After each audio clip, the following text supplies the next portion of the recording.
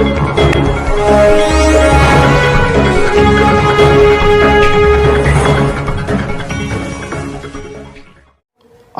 आप देख रहे हैं सिटी न्यूज 24। सिटी न्यूज 24 से मैं रजा जाफरी। आइए देखते हैं आज की मुख्य खबरें।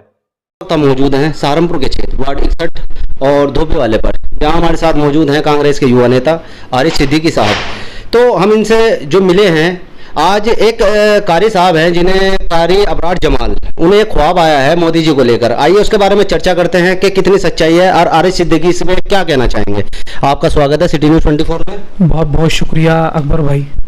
तो आरिफ साहब, जैसे कि अभी हमने आपको बताया है कि एक कारी साहब हैं अरशद जमाल, उन्हें ख्वाब आया है कि जो राम मंदिर के उद्घाटन पर भी मौजूद थे और अक्सर करके देखा जाता है कि वो बीजेपी की काफ़ी तारीफ करते हैं। तो इसमें कहाँ तक सच्चाई है? जैसे वो ख्वाब में बता रहे हैं कि इसे ये गैबी है और अल्लाह की तरफ से है, तो यानी एग्जिट पोल वगैरह ये सब तो एक तरफ रह गया। अकबर भाई, इस बात का तो मुझे आपसे ही पता चला है।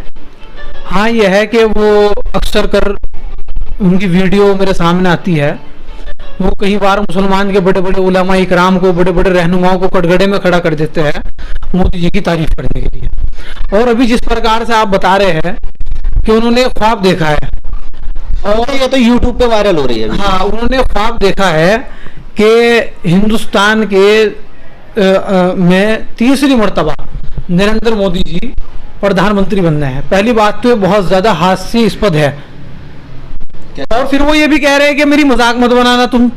तो इसका मतलब उन्हें पता है कि जो ये ख्वाब देख रहे हैं ये ट्रोल हो सकते हैं। अब जिस तरह से आप मेरे पास आए हैं, अभी 4-5 पत्रकारों का मेरे पास इसी प्रकार से फोन आ गया है कि जी कोई आपके समाज में से, मुस्लिम समाज में से कारी अबरार जमाल है, वो उन्होंने ख्वाब देखा है। अब इस प्रकार से तो ख्वाब मैंने भी देखा है और मुझे पिछले 40 दिनों से डेली ख्वाब आते हैं। कांग्रेस के हर कार्यकर्ता को डेली ख्वाब आ रहे हैं कि 4 जून को इंडिया गठबंधन की सरकार बनेगी और आने वाले 4-5 दिन बाद राहुल गांधी देश के प्रधानमंत्री हो गए। इसी तरह समाजवादी पार्टी, जो कि इंडिया का एक घटक दल है और हमारे इंडिया गठबंधन में शामिल है, उनके कार्यकर्ता भी डेली ख्वाब देखते हैं कि एक दिन ऐसा आएगा कि 4 जून को इंडिया गठबंधन की सरकार बनेगी और अखिलेश यादव प्रधानमंत्री बनने का काम करेंगे। सवाल ये नहीं है, सवाल ये है कि कारी अबरार जमाल पर्दे के पीछे से भारतीय जनता पार्टी के प्रवक्ता बनकर के काम करते हैं। उन्हें ये नहीं पता कि ये वही पार्टी है जिस पार्टी की प्रवक्ता ने, नुपुर शर्मा ने, प्रॉफिट मोहम्मद की शान में गुस्ताखी करने का काम किया। ये वही पार्टी, उसी पार्टी उस नरेंद्र मोदी की ये तारीफ कर रहे हैं कि नरेंद्र मोदी जी ने कहा था कि मैं अगर हिंदू मुसलमान करूंगा तो मुझे इस जीवन में रहने का कोई अधिकार नहीं है और न मुझे प्रधानमंत्री बनने का कोई अधिकार है। और उसी के अगले दिन प्रधानमंत्री नरेंद्र मोदी हिंदू मुस्लिम करते हुए नजर आए। कांग्रेस पार्टी ने मैनिफेस्टो के अंदर कहीं नहीं कहा।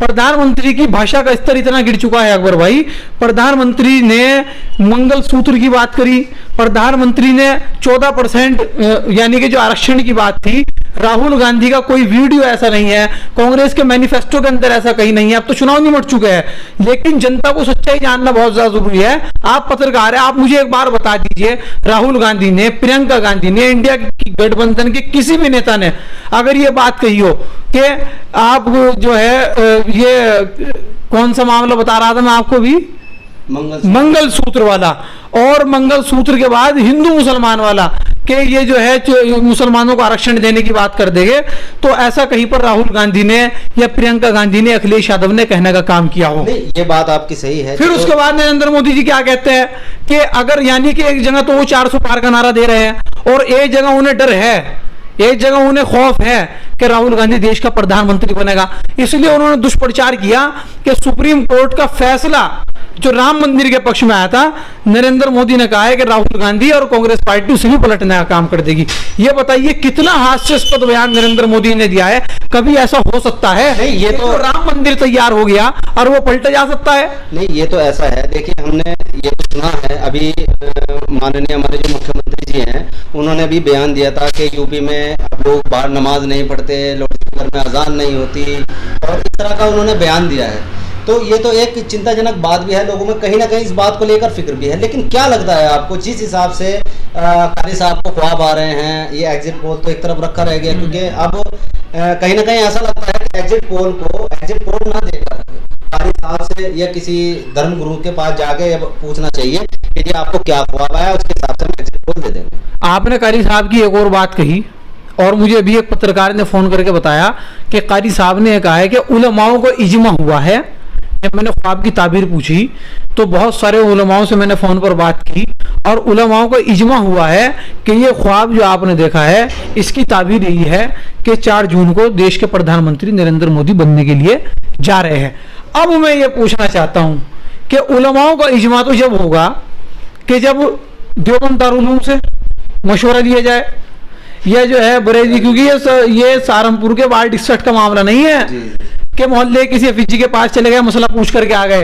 ये हिंदुस्तान के मुसलमानों की बात है। भले कारी अबरार जमान ने ख्वाब देखा हो, बड़े बड़े उलमा वो है, ये खुद कारी अबरार जमान है जो एक संस्था चलाते हैं। कौन से लोगों से ये सनद दिखाए हमें कि किन लोगों से इन्होंने ताबीर मांगी है।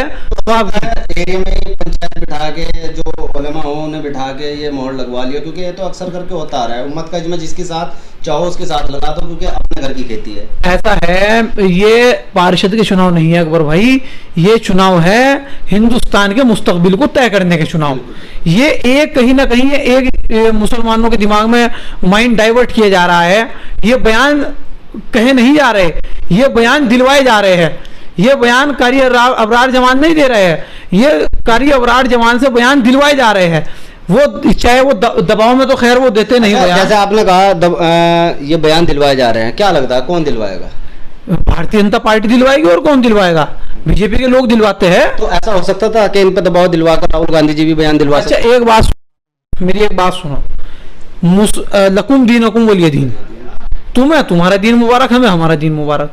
लेकिन कहीं भी मुसलमान के धर्म के अंदर, मैं हिंदू मुसलमान नहीं कर रहा हूं, क्योंकि इस चुनाव के अंदर योगी जी ने और मोदी जी ने बहुत ज्यादा कोशिश की हिंदू मुसलमान करने की, वो नहीं हो पाए। जिस तरह से भी आपने कहा है कि अब सड़कों पर नमाज नहीं होती, और जो हिंदुस्तान की बुराई करता है वो हिंदुस्तान पर बोझा क्यों बने हुए हैं। अब तो हिंदुस्तान के बच्चे जो है अच्छी तरह घर में बैठ करके पेपर याद करते हैं। हिंदुस्तान के अंदर सिर्फ 5 टाइम की नमाज 5 बार, अजान 5 बार होती है, वो भी 1 मिनट के लिए।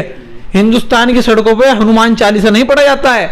हिंदुस्तान की सड़क मुसलमानों के यहाँ हनुमान चालीसा की तरह कोई जल्लूस नहीं निकलता है।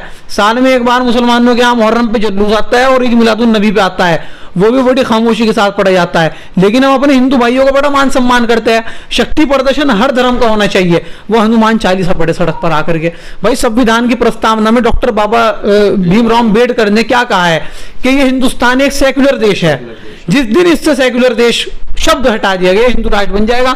तो मोदी जी, अब एक चीज पर मैं आपत्ति करना चाहता हूं, सबसे बड़ी आपत्ति मेरी इस चीज पर है। आप सहारनपुर का रेलवे स्टेशन देख रहे होंगे, सहारनपुर के रेलवे स्टेशन को मंदिर का रूप दिया जा रहा है।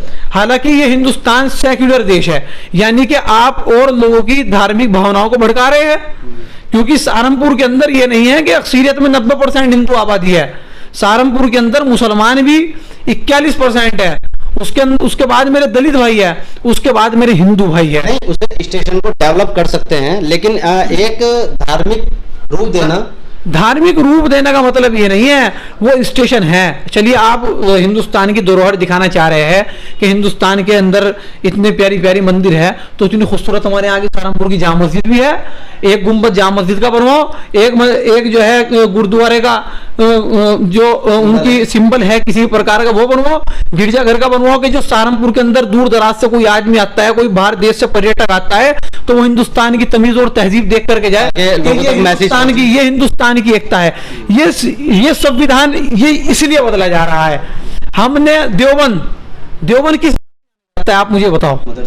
देवबंद सिर्फ 2 नाम से जाना जाता है, और ज्यादातर जो नाम से जाना जाता है वो जाना जाता है देवबंद दारुल उलूम के नाम से।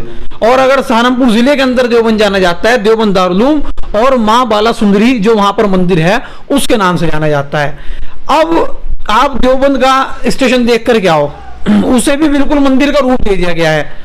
अगर आप उसे थोड़ा सा आप उसके अंदर, हम ये नहीं कहते हम मंदिर के खिलाफ नहीं है, लेकिन हम अनसेक्युलर ताकत जो परिपक्व तरीके से उन चीजों को परिपक्व बनाना चाहते हैं, हम उन लोगों के खिलाफ है। अब उसी मुद्दे पर आते हैं, जैसे कि हमने कहा था कारी अबरार जमाल जो हैं उनके ख्वाब से कुछ आपत्ति है आपको, या कहाँ तक ये इसमें सच्चाई है? ऐसा है, कल को 4 जून है अकबर भाई, और उनके ख्वाब की ताबीर का सबको पता चल जाएगा।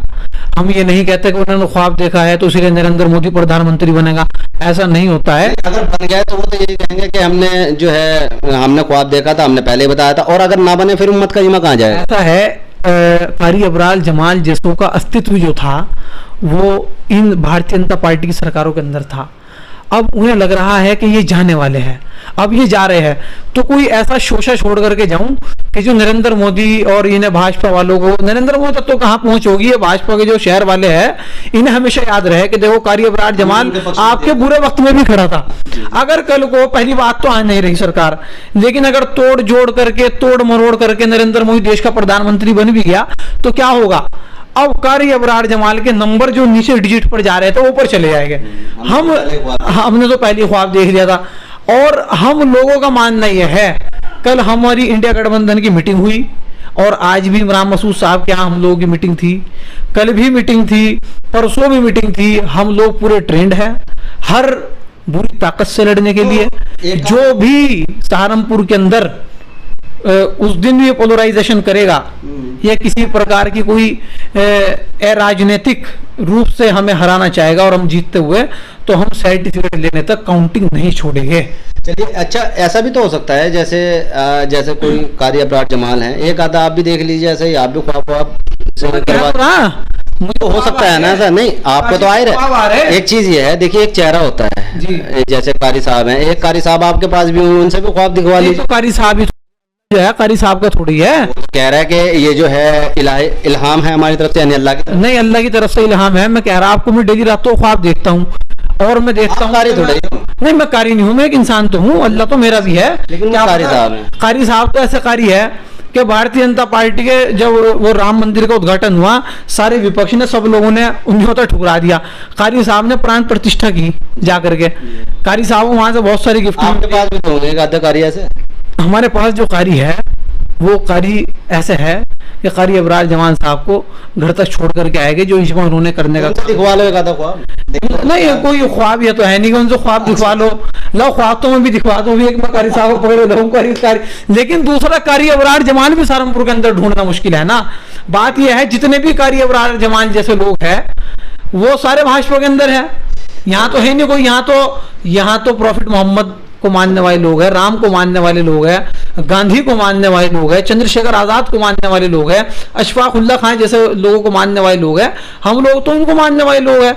और जिन लोगों ने हमें भगत सिंह चंद्रशेखर आजाद, हाँ, भगत सिंह चंद्रशेखर आजाद। अब ये बताओ, एक छोटी सी बात कह के मैं बात खत्म करूंगा। देखो, ये हिंदुस्तान जो है नरेंद्र मोदी की हवा टाइट कर दी भाजपा की, नरेंद्र मोदी की और भाजपा की, खास तौर पर इस चुनाव के अंदर। अब क्या होता है, आज से पहले भी चुनाव हुए, एग्जिट पोल पहले भी आए, और जितनी प्रचंड बहुमत के साथ नरेंद्र मोदी जी चुनाव जीते हैं अब से 2 साल में, कभी आपने टीवी चैनल पर कभी ऐसा एग्जिट पोल देखा जहां पर 400 पार कर दिया हो?